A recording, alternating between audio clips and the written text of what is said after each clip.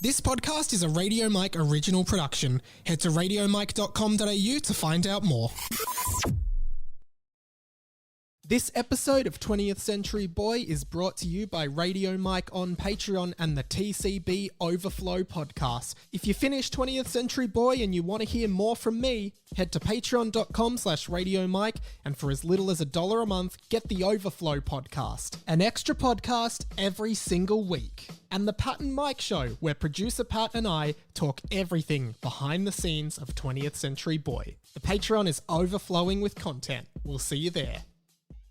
Hello everybody, it is Mike here. Thank you for checking out this bonus podcast episode. If you don't know what this is a little podcast compilation I put together generally about once a month, which is basically I do a little radio segment, a quick radio segment on 3AW afternoons with my good friend and fantastic broadcaster Dee Dee Dunleavy here in Melbourne. 3AW is a talkback AM radio station in Melbourne, also the highest rating radio station in Melbourne, which is really cool. Dee Dee was actually, I think I've told this before, but Dee Dee was the first person in the radio industry that kind of gave me an opportunity. So it's cool that 6 years after I finished uni, because I started working on her show as an intern, straight after I finished uni in 2016, early 2017. And yeah, 5-6 years later now, I'm doing a little spot on her show, which is fantastic. And I genuinely appreciate Dee Dee. So each week I talk about what's been trending online. And this is really fun, still really enjoying it. And this is everything from, I believe, May 26 till recently. I always get the dates mixed up, but yeah, it's every Thursday at 1:45 p.m. on 3AW 693 here in Melbourne. But yeah, if you can't listen live, which I assume most of you can't, I put them all together in a compilation here. Now, a lot of these I usually do it from my little home studio, but we were having some issues with my home studio broadcasting through the radio. So I actually, I was on the phone for pretty much all of these. So it is phone quality for me, which is a little bit lower quality, but that was the best we could do for these. And that's pretty much it, guys. I love doing these, and I like to put out bonus content for you guys to listen to, for you to listen to if you want to listen to it. But if you don't want to listen to it, don't listen to it. But I guess if you are listening to this, then you probably do want to listen to it. And if you don't want to listen to this, then you probably aren't listening to this, so you'll never hear this message, and you won't even know that I recorded a message saying don't worry about it if you don't want to listen to it. Anyway, I'm rambling. Here's 4 segments of my trending segment with Dee Dee Dunleavy on 3AW. Thank you so much for listening. Thank you so much for your support. Love you long time. Here it is. On 3AW Afternoons, Internet, eh? What's Trending? With Michael Liberale. It's 12 minutes to 2. Melbourne's weather, showers, top of 17 today. It's just under 15 degrees right now. Hi, Michael. Hi, Dee Dee. How are you going today? I'm fine. We have a new Prime Minister, Anthony Albanese, and we have a new Prime Minister's dog. We have the first dog of Australia, and not only do we have the first dog, but you can keep up to date with Anthony Albanese's dog Toto on the First Dog Twitter account. That's right, Anthony Albanese, the Prime Minister's dog, has a Twitter account. It has 30,000 followers. What do you think of pet accounts, Dee Dee? Because a lot of people do them. I'm a sucker for any golden retriever one, so I say the more of it, the better. Okay, well, Toto is not a golden retriever, but do you want to hear the first ever tweet from Toto Albanese? Yes, go ahead. Okay. Hello, Australia. Dad thought it'd be a very good idea to get me a Twitter account. So here I am, Wolf. That's the kind of tweets you can expect. I'm actually all cringy and like, dog. Yeah, it's so unbelievably daggy, but you can't be angry with a dog. You can't be. Yeah. So well, I was also going to ask, do you think it's necessary? Now, I've since learned it's not actually run by Anthony Albanese or anyone from his office. It's for some reason I thought it was him just uploading pictures and doing these captions, but it is just some random university student who set it up. But yeah, definitely not necessary. Maybe a little bit of fun. Yeah, no, I can't see any harm in that at all. Like I said, dogs anytime. I can't say I'm a fan of Kim Kardashian, and again, she's upset people this week, and that's been trending. What happened there? This is a really funny one. So Kim Kardashian has partnered with a vegan meat company, like a plant-based meat company, and she's appeared in an advertisement for that product over in the States. I think we might have a little bit of audio of it here. I believe so much in the mission of Beyond Meat that I've stepped in to help with my greatest asset, my taste. This plant-based meat is not only amazingly delicious, but it's also better for you and better for the planet. It's a simple change that makes a really big difference. Well done. And now that I'm Beyond Meat's Look, I've chief heard enough. taste I've heard enough. consultant. So what's the problem with it? I was going to say, it's gone on long enough. Now, Kim Kardashian is the chief taste consultant of Beyond Meat, but the real problem is a lot of people have called her out because in the advertisement, she's actually, she goes to sort of take a bite of one of the burgers, but very clearly there is no bite, but then she pretends to chew the non-existent food that she hasn't bitten into. And it's quite a funny thing to watch because there's no effort made to even make it look like that burger went in her mouth. There's no bite mark. It doesn't even get close to her mouth, and then she's just chewing like she's eating the most delicious thing in the world. Well, actually, that's interesting because whenever there is a food commercial of some sort, they're going to be in the same situation. And I've found it out when we do a taste test here on air. If you've got a mouthful, you can't describe what it is you're having, so you can't take a bite. So I'll defend her on that. But she shouldn't have pretended it's to. It's a commercial. They're filming multiple takes. They can get the shot of her eating it and then get her to comment later. Yeah. Depends how quickly she can swallow, and that's a whole different subject. Michael, I'm not prepared to go there right now. Tell us about the sexist car. There's a Chinese car make, Dee Dee. I actually hadn't heard of it, but it's called Great Wall Motors. And they've developed a new electric car that has been labelled as sexist. Interested to hear your thoughts on this. So it's called the Aura Ballet car, inspired by the old Volkswagen Beetle. It's pastel pink coloured.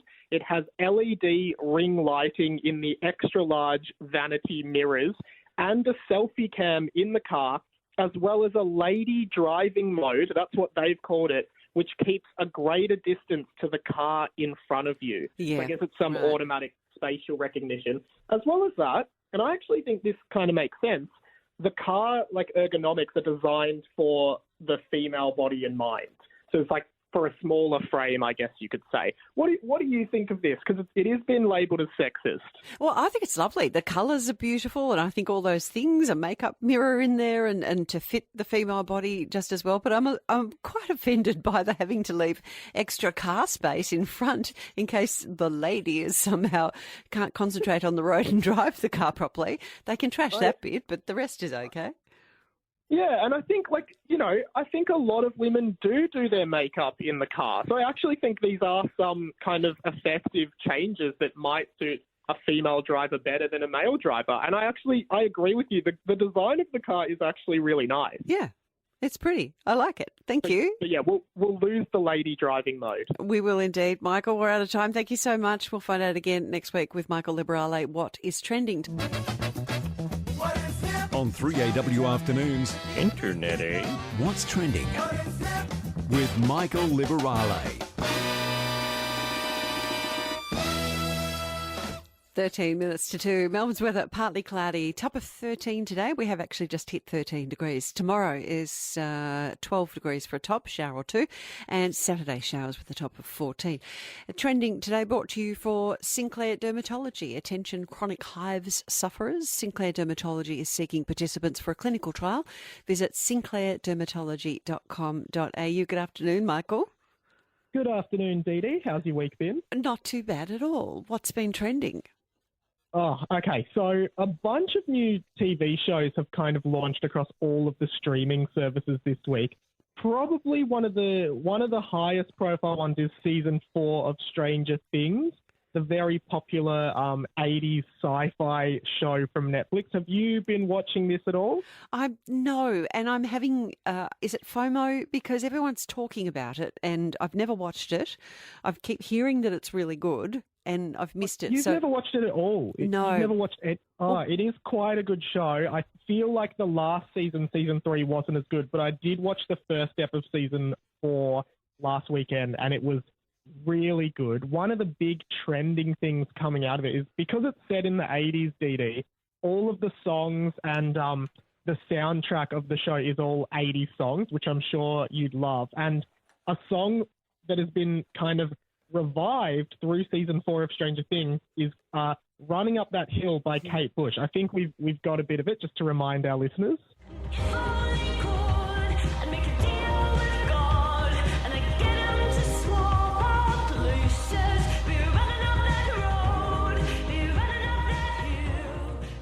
She is the best. I love her. Do you like her, Michael? Dee Dee, you and all the listeners are going to hate what me, the 27-year-old millennial, is about to say. Oh, no, what? Who is Kate Bush? Who is she? I've never heard this song or her in my life. I mean, look, she was huge. Her first big hits was Wuthering Heights, and it was just very odd, and she's very odd and more of an artist, I'd say. Oh, here she is, Wuthering Heights.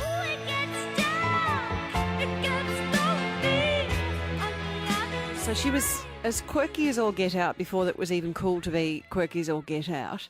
And yeah, right. I had a friend at high school, Anna Crone, who was obsessed with her. I'm going to send you, Michael, a photograph that I've got of me and Anna and all our friends. Anna wanted to meet Kate and we all had to gang together and hold up signs saying, "Hi, Kate," so that Anna would get to meet her, and she did. So that is amazing. So how dare you say, Michael, who is Kate Bush? Well, okay, so if you're only just being introduced to her, what do you make of her?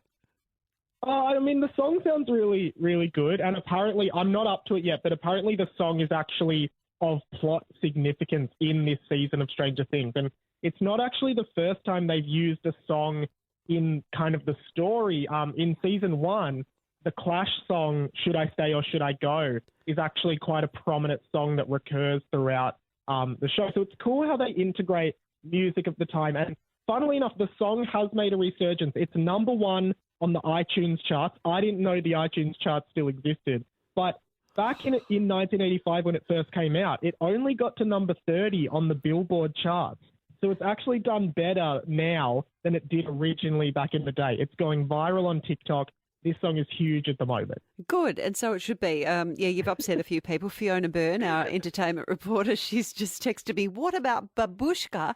which was another big hit for Kate Bush. Michael, you're in a lot of trouble, boy. I am going to be binge listening to Kate Bush after this segment. Don't If anyone worry. wants to tell Michael off, the phone lines are open, 133 693.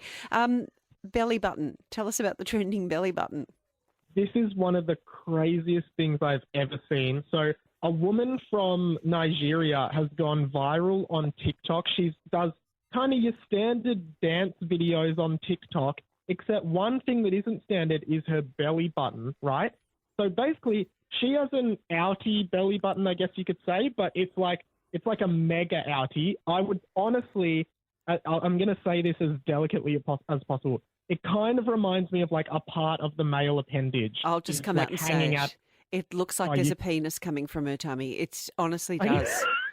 I didn't know if I was allowed to say that on the radio. I am. Okay. Yeah, I don't want you to be in trouble, Michael. I'll take the fall for you. It's the most bizarre thing, but I think it's a hernia. I think the poor woman needs to get some treatment.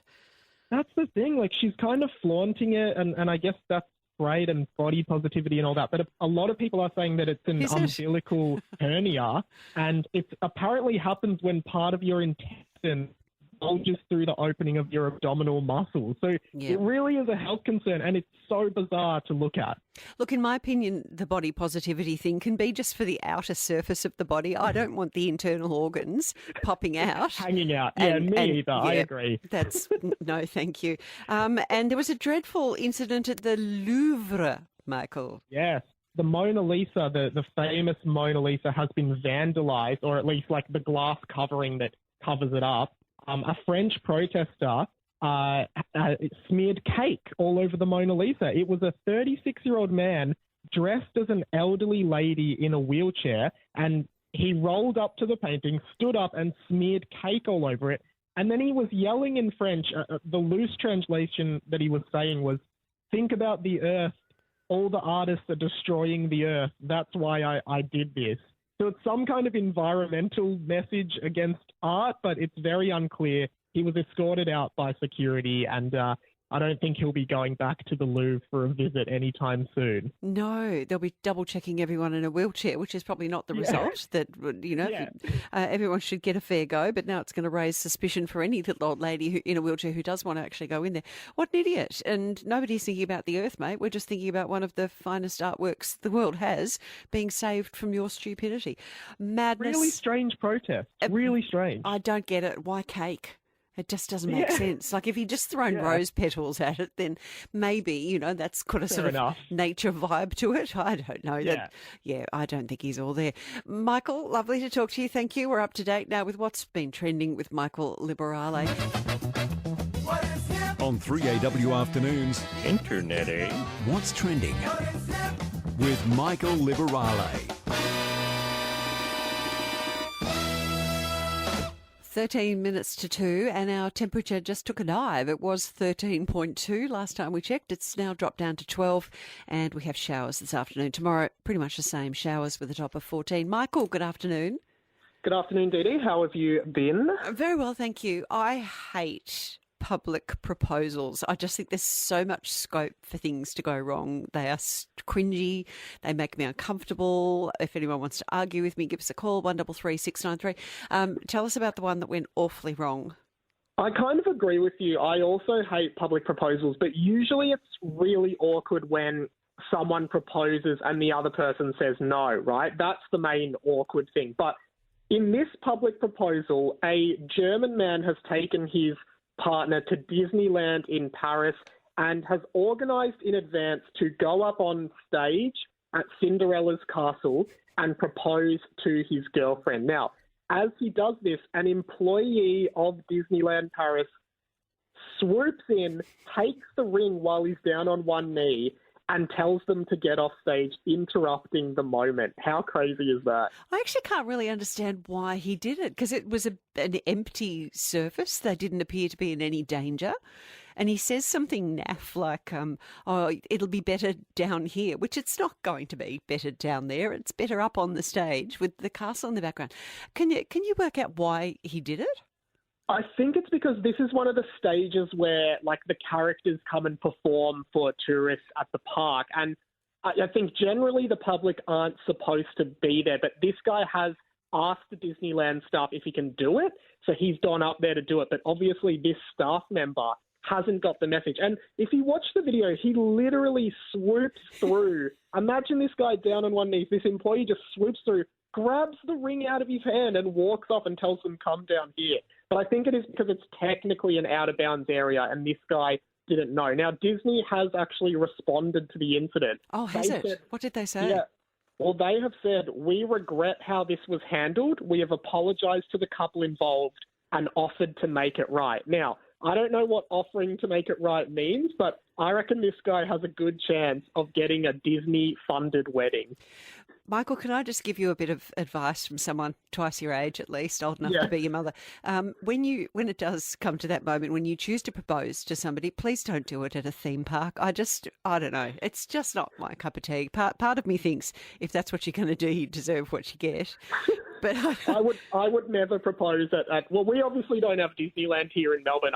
I would never propose in front of the big mouth at Luna Park, if that's what you're thinking. Yes. I'd never do that. Don't worry. Well, people think that you might do that. Funny guy, loves a bit of comedy, might do that. Please don't do it. I won't. Speaking of comedy, a comedian, John Oliver, made a few headlines here in Australia. I'm interested to hear your take on the giant banana statue and what played out there. Yeah, I know you have spoken briefly about this on your show already. And are you familiar with John Oliver at all? Not a lot, no. I wasn't sure why he bobbed up out of nowhere asking to buy a horrible statue that we've got here in Melbourne. Fitzroy. Yeah, he is like a satirical British comedian that does a show in America. And if you are familiar with the what has been dubbed the demonic banana statue in Fitzroy. He has offered to buy the statue for $10 to kind of take it off our hands. And yeah, it is really interesting. I mean, it all leans into a joke he's done on his show.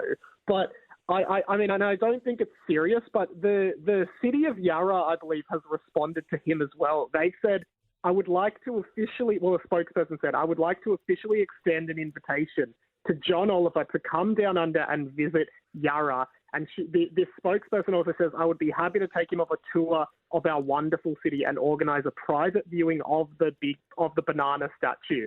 So they're not going to sell it to him, admittedly, because it is a big joke, but they do want him to come down, I suppose, for publicity purposes and pose with this banana statue, which is funny. Well, I think they're idiots. That he was offering to make donations to charity. Like, that would have been such a good outcome, and the stupid thing's still in storage anyway. I think they've made the wrong decision there. Mentioned briefly yesterday, and it caused a lot of anger with Rita Panahy, but she's very protective and she loves KFC. She hates it when they do anything strange, and they've put a bit of cabbage in some of their burgers, Michael. What sort of reaction has there been from people to the move?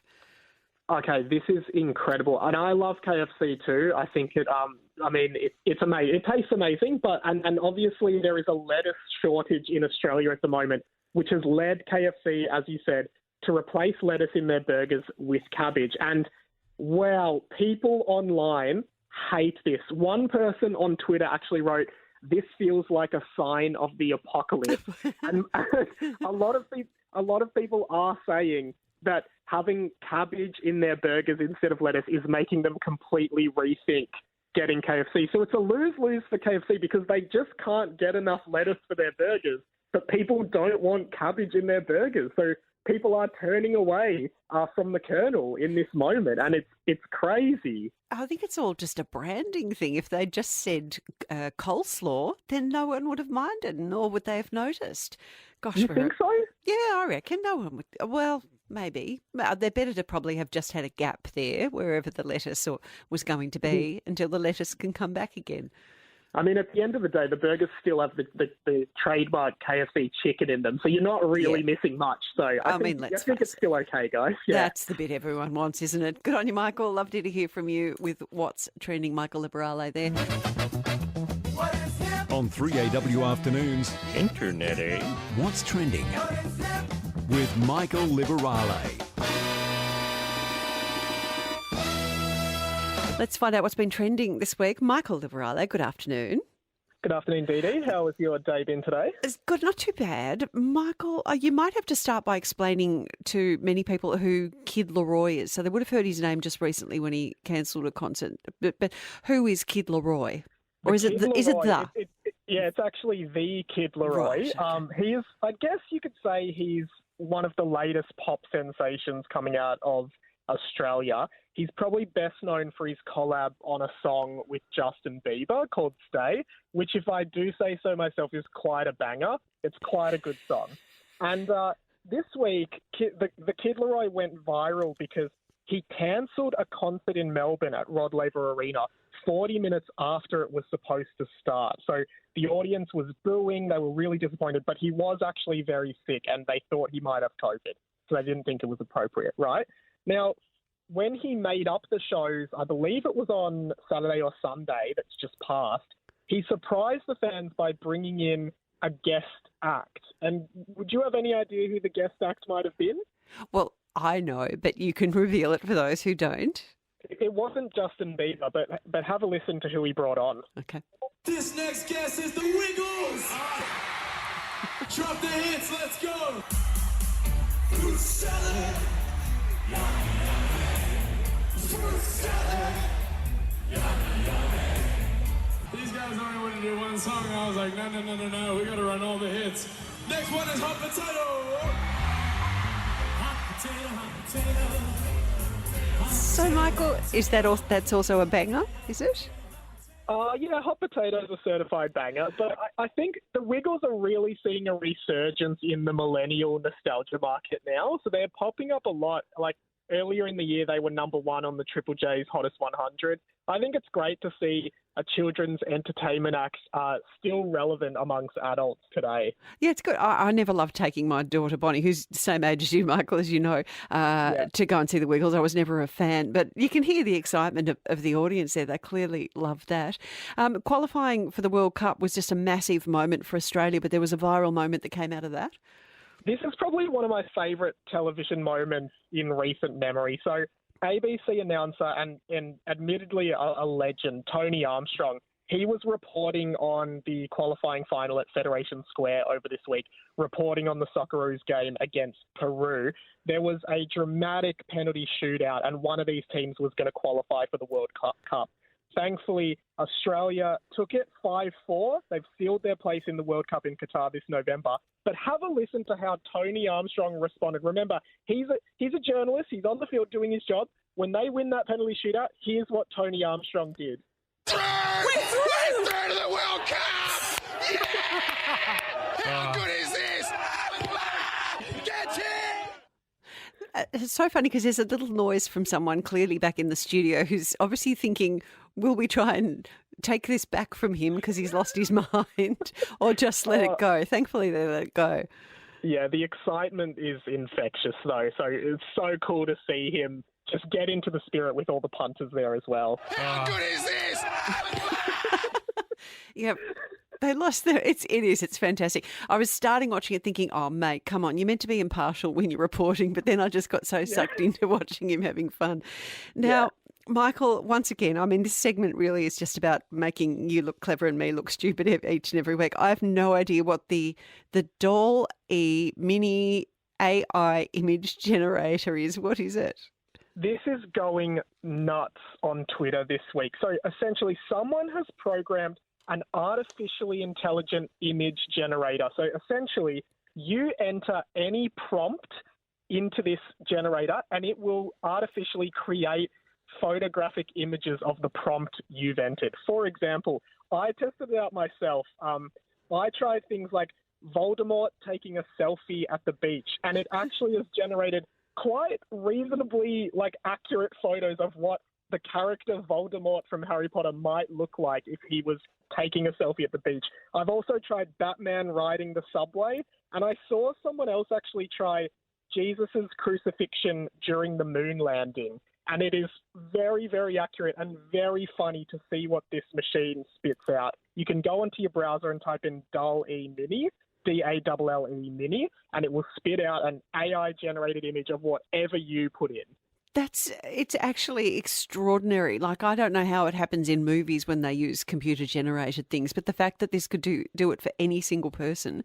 And I've seen the ones that you put together, they're incredible. It's bizarre. I don't know why anyone's doing it. It's just for fun, isn't it?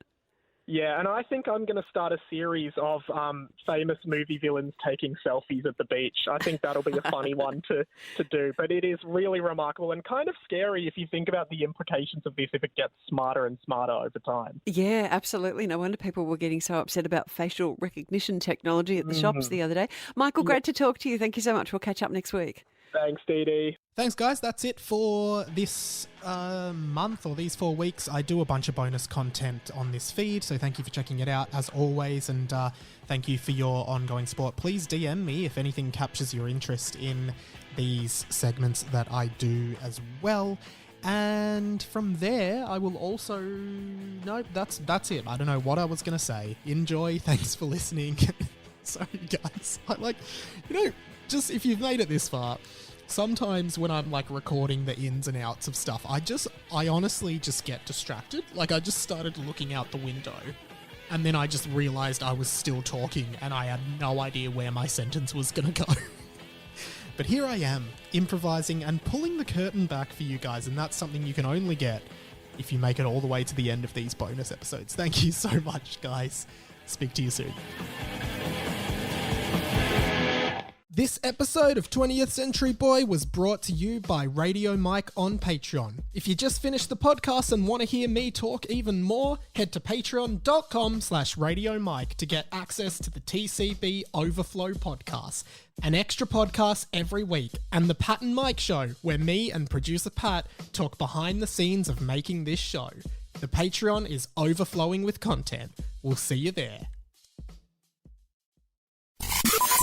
This podcast was a Radio Mike original production. Head to radiomike.com.au to check out all our other content, stay up to date at radio.mike on Instagram, and get in touch, radiomikepod@gmail.com.